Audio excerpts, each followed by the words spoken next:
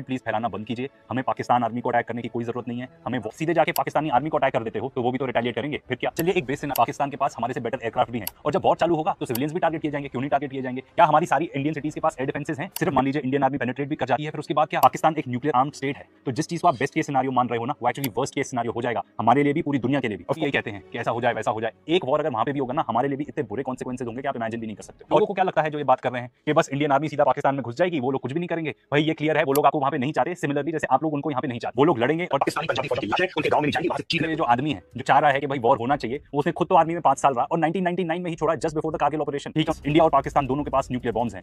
And then war भी ऐसा नहीं शुरू होती कि प्राइम मिनिस्टर ने घंटी बजा दी और सब लोग फौजी जो है दौड़ गए अंदर। अगर आप वॉर चालू कर देते हैं तो फिर आप देखना कि कैसे सैंक्शन लगा देता है यूनाइटेड स्टेट्स और बाकी कंट्रीज आपके ऊपर करेंगे। रुपी क्रैश हो जाएगा, स्टॉक मार्केट क्रैश हो जाएगा, और इतने सारे जो कंट्रीज हमारे साथ ट्रेड करते हैं वो भी शायद हम पर सैंक्शन लगा दें, हमारे साथ ट्रेड बंद कर दें। और ये क्या बात कर रहे हैं? इजराइल की बात कर रहे हैं, रशिया की बात कर रहे हैं। इजराइल तो ये है कि लोग थू करते हैं इजराइलीज पर, वो कहीं फॉपो हैं। एंड जितने भी लोग चिल्ला रहे हैं कि वॉर चालू करो, वॉर चालू करो, क्या ऑब्जेक्टिव्स इंडिया सेट करेगा अपने वॉर के लिए? आप ये भी बता दो। आप जो ही पकड़ते हैं, हम वॉर चालू कर देते हैं पाकिस्तान के साथ, एकदम ही बड़ी वॉर होगी, बहुत सारे लोग मारे जाएंगे आसानी से, हमारे लिए कहीं भी बाहर निकलना बहुत मुश्किल हो जाएगा, पूरी हेट फैल जाएगी इंडियंस के लिए, हमारी इकोनॉमी तबाह हो जाएगी। इजराइल का ही एग्जांपल ले लीजिए, इतना से बेटर एग्जांपल क्या हो सकता है कि इजराइल ने जाके गाजा में कितनी तबाही मचाई। हमास कोई खत्म हो गया क्या? अभी रिसेंटली ही आर्टिकल में था कि हमास ने फिर से 30,000 फाइटर्स रिक्रूट कर लिए। क्योंकि अगर आप सोचते भी हो कि आप जाके पाकिस्तान को, पाकिस्तानी आर्मी को डिस्ट्रॉय करना चाहते हो, तो उसके बाद आपके पास जो भी केस निकलते हैं, जितने भी सिनेरियोज निकलते हैं, एक्चुअली हम अपने आप को ही खत्म कर रहे हैं, हमारे लिए ही और मुश्किलें पैदा कर रहे हैं। ये कुछ ऐसे अपने पड़ोसियों के साथ अच्छे से रहना है, ये हुआ है। हमें अपने पड़ोसियों के साथ पीस चाहिए, कॉन्फ्लिक्ट नहीं चाहिए। हमारे जनरेशन में किसी ने भी वॉर नहीं देखा है, एंड आई होप हम ना देखें, आई होप हम वॉर नहीं। जी हाँ दोस्तों, वीडियो के शुरू में आपने देख लिया, आगे जाकर मुकम्मल तफसील से वीडियो देख सकते हैं।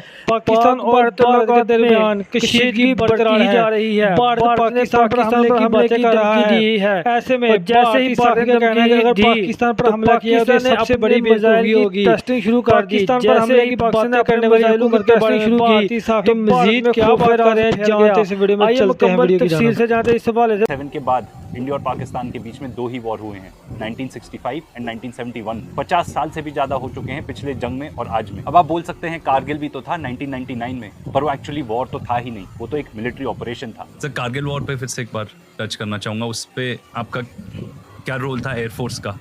ओके, कारगिल वॉर जो है एक बड़ा टिपिकल ऑपरेशन था। ये ऐसा ऑपरेशन जो है ना बहुत ही रेयर होता है, और इस टाइप के ऑपरेशन का कभी अपनी इंडियन डिफेंस सर्विसेज ने कभी सोचा नहीं था कि ऐसा हो सकता है। आपने ऑपरेशन वर्ड यूज किया। Operation, we call it a operation, because war जो है वो 1 to 1 एक कंट्री और दूसरी कंट्री के बीच में होती है वॉर।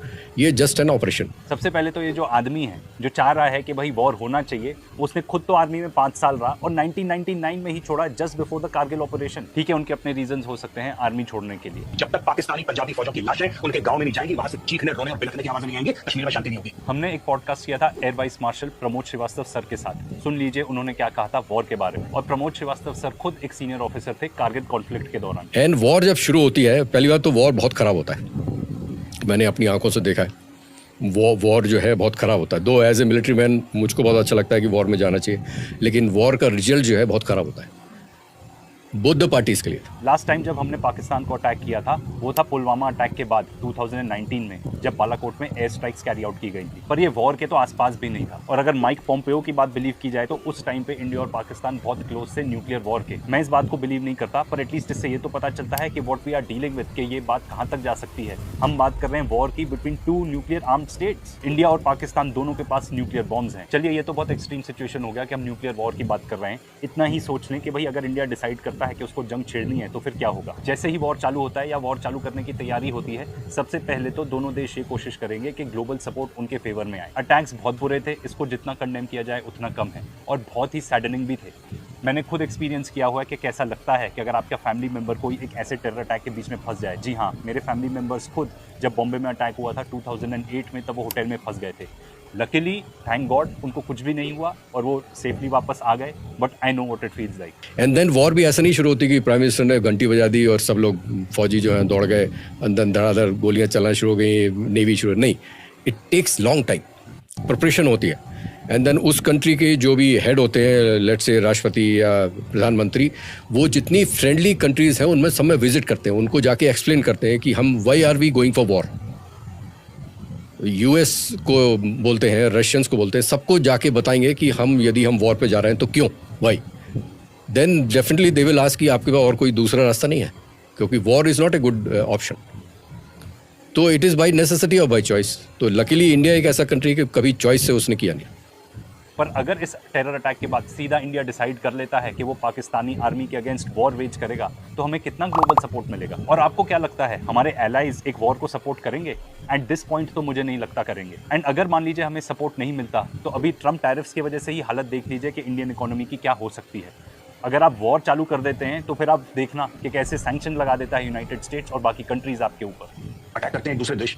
इजराइल ने बिल्कुल फुटबॉल फील्ड बना दिया गाजा को, यूक्रेन पर अटैक कर दिया रशिया ने। तो क्या इंडियन आर्मी है? क्यों ये टोटल 15 लाख से ऊपर आर्मी नेवी और एयरफोर्स। और ये क्या बात कर रहे हैं, इजराइल की बात कर रहे हैं, रशिया की बात कर रहे हैं। इजराइल तो बहुत ही बुरा एग्जाम्पल है, उसके पास कोई भी ग्लोबल सपोर्ट नहीं है। पर वो असली बात तो ये है कि पूरा यूरोप और यूएस उसको सपोर्ट करता है। इसके बारे में तो हमने सेपरेट वीडियो बनाया कि एक्चुअली ऐसा क्यों। असलियत तो ये है कि लोग थू करते हैं इजरायलीज पर, वो कहीं भी वेलकम नहीं है इस पूरे दुनिया में जाने के लिए, विजिट करने के लिए। Israel basically United states of America है। वो जंग छेड़ सकता है, वो एक सुपर पावर है और कोई उसका बाल भी बाका नहीं कर सकता। एटलीस्ट आज के डेट में तो ऐसी स्थिति है, और काफ़ी हद तक तो उसकी इकोनॉमी भी वॉर पे ही चलती है। पर हमारी ऐसी स्थिति नहीं। आपको क्या लगता है, इस टेरर अटैक के बाद इमीडिएटली इंडिया वॉर डिक्लेयर कर देता है पाकिस्तान पर, कौन कौन लोग हमको सपोर्ट करेंगे? रुपी क्रैश हो जाएगा, स्टॉक मार्केट क्रैश हो जाएगा, और इतने सारे जो कंट्रीज हमारे साथ ट्रेड करते हैं वो भी शायद हम पर सैंक्शन लगा दें, हमारे साथ ट्रेड बंद कर दें। और एग्जैक्टली ऐसा ही हुआ था इजराइल और रशिया के साथ। पर रशिया के पास ऑयल है और काफ़ी ग्लोबल सपोर्ट भी उसके साथ था, इंक्लूडिंग इंडिया एंड चाइना। और इजराइल के पास तो फौफौ हैं। एंड जितने भी लोग चिल्ला रहे हैं कि वॉर चालू करो, वॉर चालू करो, क्या ऑब्जेक्टिव्स इंडिया सेट करेगा अपने वॉर के लिए? आप ये भी बता दो। आपको आज का नहीं परसों का सोचना है कि क्या होगा। अगर आप एक्चुअली ये टेररिस्ट ऑर्गेनाइजेशंस को अटैक करते हो जैसे आपने 2019 में किया, वो तो परफेक्टली फाइन है, इनफैक्ट वो तो रिक्वायर्ड भी है। पर अगर आप सीधे जाके पाकिस्तानी आर्मी को अटैक कर देते हो तो वो भी तो रिटेलिएट करेंगे, फिर क्या? चलिए एक बेस सिनारियो ही पकड़ते हैं, हम वॉर चालू कर देते हैं पाकिस्तान के साथ, एकदम ही ब्लडी वॉर होगी, बहुत सारे लोग मारे जाएंगे। पाकिस्तान के पास हमारे से बेटर एयरक्राफ्ट भी हैं, और जब वॉर चालू होगा तो सिविलियंस भी टारगेट किए जाएंगे। क्यों नहीं टारगेट किए जाएंगे? क्या हमारी सारी इंडियन सिटीज के पास एयर डिफेंसेस हैं? सिर्फ डिफेंस पर्सनल ही नहीं, इनोसेंट्स बच्चे भी मारे जाएंगे अगर आप जंग चालू करते हो तो। और अगर और कुछ भी नहीं तो आप यूक्रेन वॉर को ही देख के एक वार्निंग साइन ले सकते हो कि एक वॉर में कितनी तबाही होती है। हमने तो ये एक्सपीरियंस नहीं किया ना पिछले 50 साल से भी ऊपर। और हम गाजा पैलेस्टाइन का तो मेंशन भी नहीं कर रहे हैं, क्योंकि वो तो एक वॉर है ही नहीं, वो तो एक है। चलिए एक मोमेंट के लिए मान भी लिया कि पाकिस्तान के पास उतने रिसोर्सेज ही नहीं है कि वो एक लंबी लड़ाई लड़ पाए। I don't agree with this. पर चलिए अगर मान भी लिया कि अगर ऐसा है, और ये हमारे लिए अगर मान लीजिए बेस्ट केस सिनारियो है, तो भी आपको क्या लगता है इंडियन आर्मी को क्या करना चाहिए? पाकिस्तान को इन्वेड करना चाहिए? क्या आप ये सीरियसली बात कर रहे हो? क्या करना चाहिए इंडिया को? अगर मान लीजिए वॉर कर भी लिया तो परसों क्या करना चाहिए? हमारे ऑब्जेक्टिव्स क्या हैं, ये तो क्लियर होना चाहिए ना। और जब तक ये सिचुएशन आएगी, हम इतने आइसोलेट हो चुके होंगे ग्लोबल स्टेज पे, हमारे साथ कोई धंधा नहीं करना चाहेगा। इंडियंस को हर जगह जहाँ पे भी रहते हैं वहाँ पे कोई रहने भी नहीं देगा आसानी से। हमारे लिए कहीं भी बाहर निकलना बहुत मुश्किल हो जाएगा, पूरी हेट फैल जाएगी इंडियंस के लिए, हमारी इकोनॉमी तबाह हो जाएगी। इजराइल का ही एग्जाम्पल ले लीजिए, इतना एड लेते हैं अमेरिका से, उसके बाद भी ये हाल है। एंड इन लोगों को क्या लगता है जो ये बात कर रहे हैं कि बस इंडियन आर्मी सीधा पाकिस्तान में घुस जाएगी, वो लोग कुछ भी नहीं करेंगे? भाई ये क्लियर है, वो लोग आपको वहां पे नहीं चाहते, सिमिलरली जैसे आप लोग उनको यहाँ पे नहीं चाहते। वो लोग लड़ेंगे, और जब लड़ेंगे तो दोनों तरफ बहुत ही ज्यादा कैजुअलिटीज होंगे, बहुत ज्यादा लोग मारे जाएंगे। चलिए एक बात के लिए मान भी लिया कि हमारी आर्मी जाके वहां पे सब कुछ डिमोलिश कर देती है, फिर क्या? आपको क्या लगता है उससे टेररिज्म खत्म हो जाएगा? इनफैक्ट टेररिज्म और बढ़ ही जाएगा। ऐसे ही चलती हैं दुनिया में चीजें। अगर आप जाके उनके लोगों को मारोगे तो उनके बीच में और क्रोध होगा, वो आपके लोगों को मारने जरूर आएंगे। और इससे बेटर एग्जाम्पल क्या हो सकता है कि इजराइल ने जाके गाजा में कितनी तबाही मचाई। हमास कोई खत्म हो गया क्या? अभी रिसेंटली ही आर्टिकल में था कि हमास ने फिर से 30,000 फाइटर्स रिक्रूट कर लिए। क्योंकि अगर किसी आदमी ने देखा हो कि आपने कैसे उसके परिवार वालों को मारा है तो वो शांत बैठेगा क्या?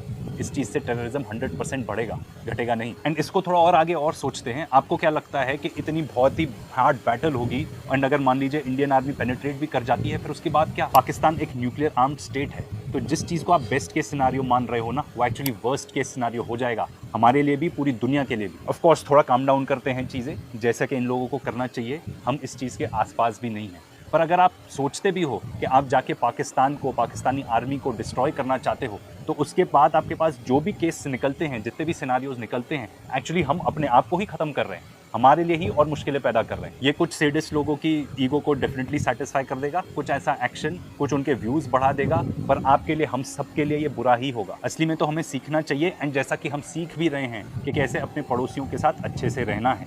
ये इनफैक्ट मैं मानूंगा इंडियन गवर्नमेंट का एक बहुत ही बड़ा सक्सेस है। कोई भी मेजर कॉन्फ्लिक्ट नहीं हुआ है पिछले 26 सालों में एंड 54 ईयर्स से कोई वॉर भी नहीं हुआ है। हमें अपने पड़ोसियों के साथ पीस चाहिए, कॉन्फ्लिक्ट नहीं चाहिए। हमारे जनरेशन में किसी ने भी वॉर नहीं देखा है एंड आई होप हम ना देखें, आई होप हमारे बच्चे भी ना देखें। दुनिया में ऑलरेडी बहुत सारी प्रॉब्लम्स हैं, हर देश के पास अपनी अपनी प्रॉब्लम्स भी हैं। ये सारे लोग ना ईरान के लिए भी यही कहते हैं कि ऐसा हो जाए वैसा हो जाए। एक वॉर अगर वहाँ पे भी होगा ना, हमारे लिए भी इतने बुरे कॉन्सिक्वेंसेज होंगे कि आप इमेजिन भी नहीं कर सकते। और ये मेरा मैसेज कोई इंडियन गवर्नमेंट के लिए तो है नहीं, वो तो अच्छे से जानते हैं। इनफैक्ट जब ये अटैक हुआ होगा आज के डेट में, जब वो बैठे होंगे कि हम क्या क्या कर सकते हैं, ऑलरेडी पॉसिबल ऑप्शंस होंगे उनके पास कि हम ये सारी चीज़ें कर सकते हैं। और ये चीज़ तो वो अच्छे से जानते हैं कि किस टाइप का रिस्पॉन्स देना चाहिए पॉलिटिकली एंड मिलिटरीली। एंड ये बात तो ऑफकोर्स गवर्नमेंट अच्छे से जानती ही है कि war is not the answer. Definitely हमारी गवर्नमेंट 100% जानती है एंड आई एम श्योर कि पाकिस्तानी गवर्नमेंट भी जानती है। ऐसे अटैक्स किए जा रहे हैं कंट्री को डिस्टेबलाइज करने के लिए और एक कम्युनल डिवाइड पैदा करने के लिए, और यही उनकी टैक्टिक है। एंड अगर कुछ भी ऐसा होता है, कुछ भी टाइप के कम्युनल राइट्स होते हैं कंट्री में, तो हम टेररिस्ट ट्रैप में ही फंस रहे हैं। तो इसलिए इस टाइप का हेट्रेड प्लीज़ फैलाना बंद कीजिए।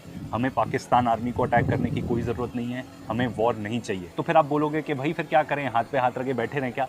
बिल्कुल भी नहीं। इनफैक्ट मैंने रिकॉर्डिंग करने से पहले प्रमोद श्रीवास्तव सर को कॉल किया एंड आई आस्क्ड हिम कि इंडिया का क्या रिस्पॉन्स होना चाहिए and I am quoting what he told me. उन्होंने मुझे बताया जोश में नहीं होश में काम लेना चाहिए, एक pin pointed and controlled war होनी चाहिए अगेंस्ट द टेररिस्ट एंड उनके जितनी रिसोर्सेज हैं उसको भी खत्म करना चाहिए एंड उनकी जो अम्बिलिकल कॉर्ड है उसको भी काटना चाहिए, चाहे वो। जी हाँ दोस्तों, अगर आप भारतीय मीडिया का रिएक्शन देखना और सुनना पसंद करते हैं तो मेरे चैनल को सब्सक्राइब करें ताकि इस तरह की इंफॉर्मेटिव वीडियो आप तक बर वक्त पहुँचती रहे। मिलते हैं नेक्स्ट वीडियो में। नेक्स्ट वीडियो दीजिए इजाज़त। अल्लाह हाफिज़।